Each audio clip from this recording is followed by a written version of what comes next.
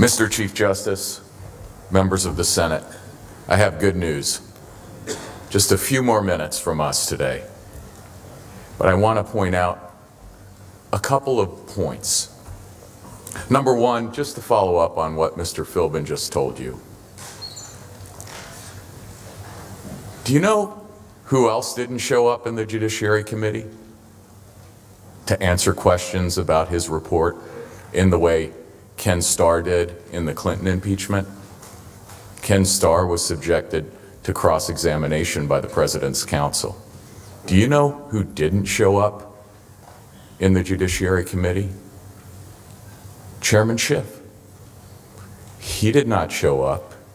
He did not give Chairman Nadler the respect of appearing before his committee and answering questions from his committee. He did send his staff, but why didn't he show up? Another good question you should think about. Now, they've come here today and they basically said, let's cancel an election over a meeting with Ukraine. And as my colleagues have shown, they failed to give you key facts about the meeting and lots of other evidence that they produced themselves. But let's talk about the meeting. They said it was all about an invitation to a meeting. If you look at the first transcript, the President said to President Zelensky, when you're settled in and ready, I'd like to invite you to the White House. We'll have a lot of things to talk about, but we're with you all the way. And President Zelensky said, well, thank you for the invitation. We accept the invitation and look forward to the visit. Thank you again. Then, President Zelensky got a letter on May 29th, inviting him again to come to the White House. And then, going back to the transcript of the July 25th call, again a part of the call that they didn't talk to you about, President Trump said, whenever you would like to come to the White House, feel free to call. Give us a date and we'll work that out. I look forward to seeing you. President Zelensky replied, thank you very much. I would be very happy to come and would be happy to meet with you personally and get to know you better. I'm looking forward to our meeting, and I also would like to invite you to visit Ukraine and come to the city of Kyiv, which is a beautiful city.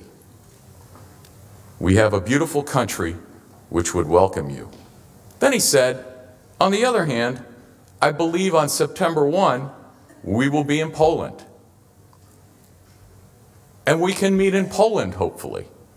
Now, they didn't read you that part of the transcript, and they didn't tell you what happened. A meeting in Poland was scheduled. President Trump was scheduled to go to Poland. He was scheduled to meet with President Zelensky. What happened? President Trump couldn't go to Poland.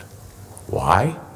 Because there was a hurricane in the United States, and he thought it would be better for him to stay here to help deal with the hurricane. So the vice president went. Why didn't they tell you that? Why didn't they tell you that President Zelensky suggested, hey, how about we meet in Poland?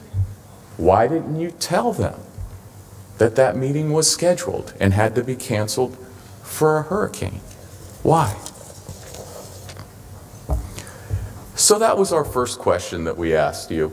You heard a lot of facts that they didn't tell you. Facts that are critical. Facts that they know completely collapse their case on the facts. Now, you heard a lot from them. You're not going to hear facts from the president's lawyers. They're not going to talk to you about the facts. That's all we've done today. And ask yourself, Ask yourself, given the facts you heard today that they didn't tell you, who doesn't want to talk about the facts? Who doesn't want to talk about the facts? The American people paid a lot of money for those facts. They paid a lot of money for this investigation.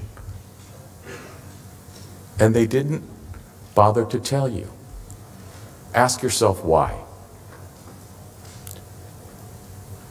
If they don't want to be fair to the president, at least out of respect for all of you, they should be fair to you. They should tell you these things.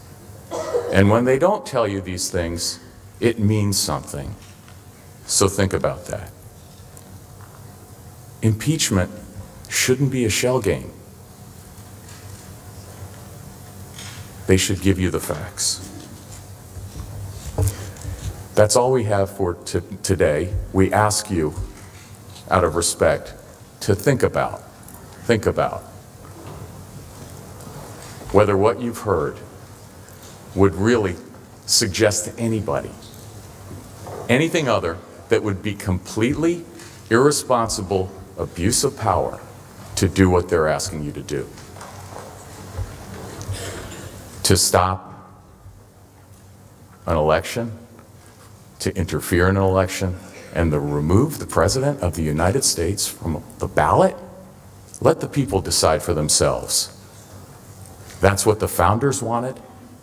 That's what we should all want. And with that, I thank you for your attention, and I look forward to seeing you on Monday. The majority leader is recognized. Mr. Chief Justice, I ask unanimous consent the trial adjourn until 1 p.m. Monday, January 27th, and that this order also constitute the adjournment of the Senate. Without objection, so ordered. The Senate is adjourned.